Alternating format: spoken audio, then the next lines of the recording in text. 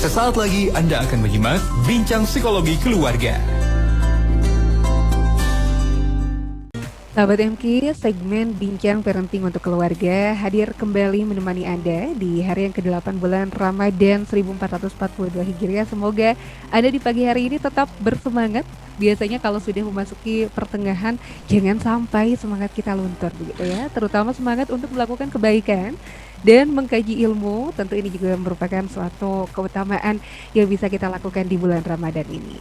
Hari ini kita akan bersama-sama belajar kembali sahabat MK, melanjutkan beberapa pekan ke belakang, sudah 10 pekan kurang lebih tidak terasa.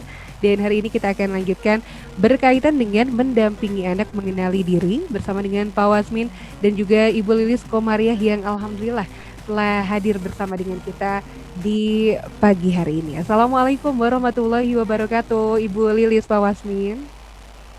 Waalaikumsalam warahmatullahi wabarakatuh. Pak Wasmin izin panggilan alam. Baik, alhamdulillah. Kabar baik pagi hari ini Bu Lilis ya. Alhamdulillah luar biasa. Allahu Akbar. Masya Allah, tidak terasa Bu Lilis kita sudah memasuki part yang ke-11. Dan nampaknya kalau kita lihat dari jumlah pertanyaannya sepertinya ini menjadi part yang terakhir untuk kemudian kita membahas berkaitan dengan mendampingi anak mengenali diri Bu Lilis ya. Ya, semoga ini edisi terakhir ya. Minggu Baik. depan kita berganti topik. Baik, Sarah. alhamdulillah. Di awal Bu Lilis boleh menyapa terlebih dahulu sahabat MK yang menyimak di rumah, silakan. Ya, keren kita membahas apa yang ingin membahas pertanyaan yang ke-13, apa yang ingin orang saya ingin orang lain menganggap saya sebagai titik-titik yang kemarin. Dan sekarang kita akan membahas di pertanyaan 14. 14 itu adalah apa sih yang membuat saya takut? Betul. Karena takut ini tiap orang punya rasa takut ya. Jadi kita itu diberikan emosi, emosi positif, emosi negatif. Jadi ada emosi positif, ada emosi negatif. Nah, emosi positif nggak usah kita bahas ya, karena emosi positif pasti akan nggak ada pun harus kita hadirkan, apalagi ada gitu ya. Pasti akan lebih baik, akan baik gitu untuk yang positif. Nah, kita bahas emosi negatif. Nah, emosi negatif itu orang itu punya 5 biasanya. Biasanya dengan jari saya gini. 1, rasa sedih. 2, rasa takut. 3, rasa kecewa, marah, frustasi. 4, rasa was-was, cemas. 5, rasa tidak berdaya, tidak percaya diri. Itu biasanya. Kenapa saya megang jari? Karena dari ada penelitian dan neuroscience ternyata jari-jari kita itu pernah kita bahas di MK ya, yang sudah mungkin biar diulang lagi ya, biar lebih ilmunya lebih bermakna, lebih bisa dipraktekkan. Jadi ternyata emang jari-jari kita itu terhubung dengan otak emosi yang sering disebut dengan limbic system. Ya, terhubung. Jadi kalau misalnya dari penelitian itu ketika misalnya kita merasa sedih, boleh kita genggam jempolnya, kemudian bisa sambil sugestikan, ya Allah, meskipun perasaan saya sedih, akan tetapi saya pasrah menerima semua yang terjadi. Ya itu. Jadi kita punya emosi negatif yang 5 itu. Nah, yang pertanyaan yang ke-14 itu apa yang membuat saya takut? Nah, takut itu kalau dari penelitian neuroscience itu yang menghubungkan ke otak atau ke emosi takut itu yang di telunjuk. Jadi kalau kita lagi rasa takut, kita boleh genggam sambil tarik nafas. Ketika kita genggam telunjuk kita sedang mengoneksikan ke limbic system yang berkaitan dengan takut itu ya. Nah, jadi takut itu emang tidak selamanya negatif ya, tidak selamanya baik, tidak selamanya tidak baik. Kebayang kalau orang tidak punya takut, bayangkan ya, misalnya ada ular lewat, misalnya ya, nggak ada gitu. Nah, kita itu sama Allah diberikan rasa takut. Nah, cuman takut ini emang ada takut yang sudah takut masih ya normal, ada yang sudah patologis. Biasanya kalau yang normal kan takutnya itu jadi produktif gitu ya. Yang sehat bukan yang normal. Yang sehat itu biasanya takut jadi produktif.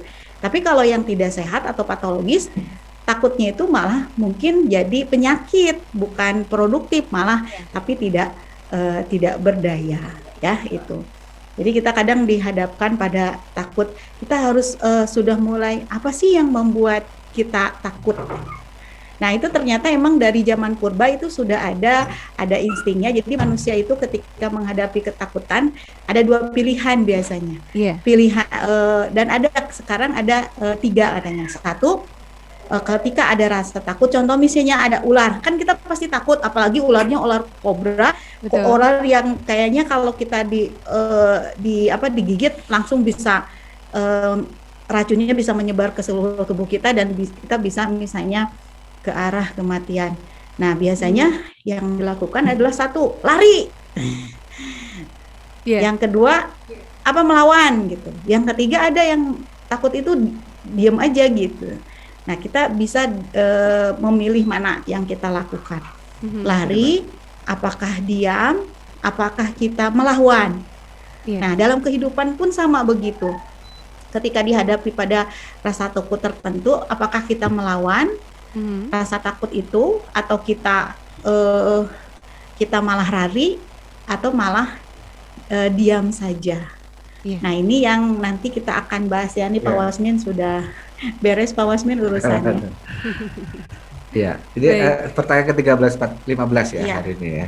14 barusan tentang 16. Ya, umumnya sih emang ada 3 ya tadi ya, fight or flight, lawan atau lari, atau freeze. Freeze itu artinya membeku, dia gitu. Nah, orang mengenali apa yang ditakutinya itu merupakan jembatan mengenali diri sendiri. Iya. Karena ketakutan itu ada dalam diri seseorang, ada dalam diri anak. Makanya mengenali apa yang ditakuti anak itu akan membantu anak mengenali dirinya sendiri. Baik. Nah, kalau untuk anak-anak ini agak lebih unik, Bu Lilis ya, karena ketakutan pada anak-anak itu nggak ada yang dibawa sejak lahir. Ketakutan itu dipelajari gitu. Iya. Buktinya bahwa ketakutan dipelajari, anak-anak kan nggak ada yang takut dengan binatang. Iya, betul. Nggak ada kan. Malah dipegang, jangan, ada orang tua yang ngajarin gitu. Iya, Jangan. Kayak pengalaman saya Pak Wasmin, dulu anak saya lagi latihan berjalan sekitar 11 bulan ya. Terus ada kecoa.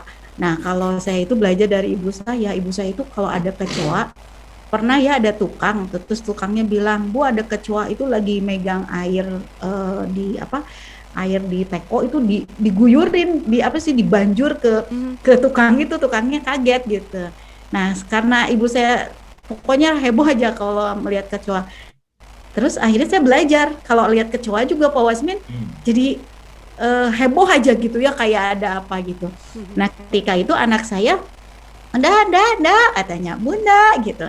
Nah, si kecoanya itu mungkin kecoanya udah mau sekarat gitu, terus dia ambil gitu.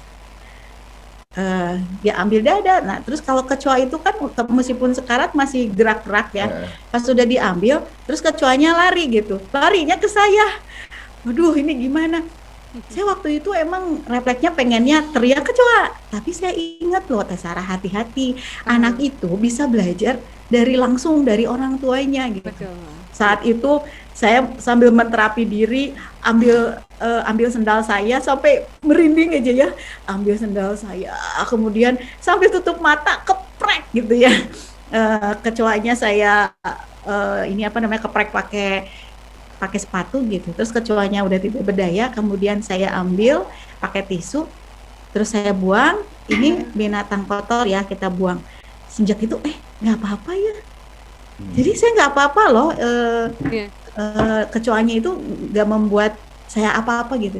Nah, terus anak saya ngelihat gitu, dan emang benar anak saya jadi tidak takut dengan kecoa gitu.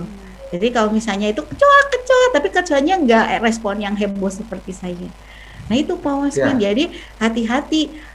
Mungkin anak-anak itu takut karena emang dari orang tua yang langsung meniru Pak Wasmin. Ya, betul. Makanya sumber fobia kan disebutnya ada 2 ya. Fobia itu kan ketakutan pada sesuatu yang tidak masuk akal ya. Kecoa. Itu salah satunya kecoa. Betul. Kalau takut pada ular kobra, takut Itu mah bukan fobia. pada Singa. harimau, singa itu mah masuk akal. Makanya tidak disebut fobia. Kamu fobia apa? Fobia ular kobra, ya itu bukan fobia, itu mah takut beneran. Ya setiap orang juga normalnya harus Normal takut harus gitu. takut. Kalau fobia adalah ketakutan pada sesuatu yang tidak masuk akal, seperti pada kecoa misalnya. Aha. Kenapa tidak masuk akal? Ya iya kan kecoa nggak akan membunuh. Kalau ular kobra harimau ya membunuh kan. Iya. Itu kecoa keinjek aja kan mati gitu. Nah, fobia ini ada dua sumber. Sumber pertama sumber langsung atau sumber primer disebutnya. Iya.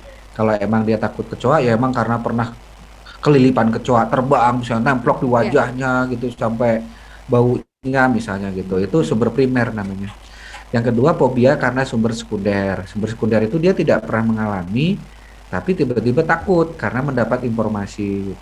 Kalau orang fobia pesawat karena pernah ngalamin pesawatnya goncang atau overlanding atau apa gitu, ya itu sumber primer namanya. Betul. Kalau dia tidak pernah mengalami itu tiba-tiba jadi takut terbang, mungkin karena ngelihat siaran apa gitu. Saya punya klien yang fobia pesawat tapi tidak pernah ngalamin sumber primernya, tidak pernah mengalami kejadian khusus. Hanya waktu Batavia Air dulu itu zaman kecelakaan yang nggak ketemu-ketemu itu berminggu-minggu ditayangkan di televisi itu dia lihat lama-lama dia tiba-tiba jadi fobia pesawat. Nah itu adalah ketakutan yang sumbernya sekunder, fobia yang bersumber pada sekunder. Nah, memahami diri kita dan anak kita sumber ketakutannya pada dasarnya sedang memahami sejarahnya. Nah, ini yang penting ya. Karena apa? Karena ketakutan itu nggak ada yang dibawa sejak lahir. Ketakutan itu dipelajari. Artinya lahir kita makhluk berani. Makhluk pemberani, termasuk jijik ya. Jijik itu nggak ada yang dibawa sejak lahir. Jijik itu dipelajari. Betul. Anak lagi merangkak ada tai kotok dikira coklat dimakan gitu. Nggak ada jijiknya. Tapi jijik itu dipelajari dari mana? Dia belajar dari lingkungannya gitu. Nah, sehingga kalau kita menelusuri perasaan takut kita, itu pasti ketemu masa lalunya. Apa? Kenapa kita minder pada ini? Kenapa minder pada konteks ini? Kenapa kita takut pada ini? Kenapa takut pada konteks ini? Kenapa kita cemas? Kenapa kita sedih? Nah, itu adalah kalau kenapa yang buat kita sedih waktu itu sudah ya. Itu biasanya ada hubungannya dengan masa lalu ya. Sehingga mempelajari identitas sebuah bangsa, salah satunya mempelajari sejarahnya. Nah, mempelajari identitas seseorang, mempelajari sejarahnya, dan salah satu sejarahnya adalah sejarah ketakutannya. Kenapa dia takut itu? Nah, ini menarik ya. Betul. Baik, ini yang menjadi pertanyaan ke-14 yang tentu juga kita undang sahabat MQ Pak Wasmin Bulilis ya untuk kemudian bergabung menjawab pertanyaan ke-14 ini. Apa yang membuat saya takut? Nanti kita akan lanjutkan Pak Wasmin Bulilis. Mohon izin kita akan jeda terlebih dahulu sekaligus kami undang Anda sahabat MQ. Anda bisa bergabung bersama dengan kami. Anda bisa sampaikan hal apa yang membuat saya takut dan juga informasi untuk Anda yang tengah mencari sekolah dasar untuk anak Anda. Anak Langit Islamic Elementary School ini bisa menjadi pilihan Anda dengan kurikulum Singapura untuk sains dan Inggris, lalu tahfiz serta pembiasaan akhlak, dipantau secara inklusif perkembangan psikologis anak sahabat MQ, serta menggunakan kearifan lokal Kurtilas. Tempatnya insya Allah ini homey dan juga aman untuk anak Anda karena bertempat di dalam kompleks Bumi Panyawangan. Untuk informasi lebih lanjut Anda bisa hubungi 0811 225 002. Kami akan kembali untuk menyapa Anda.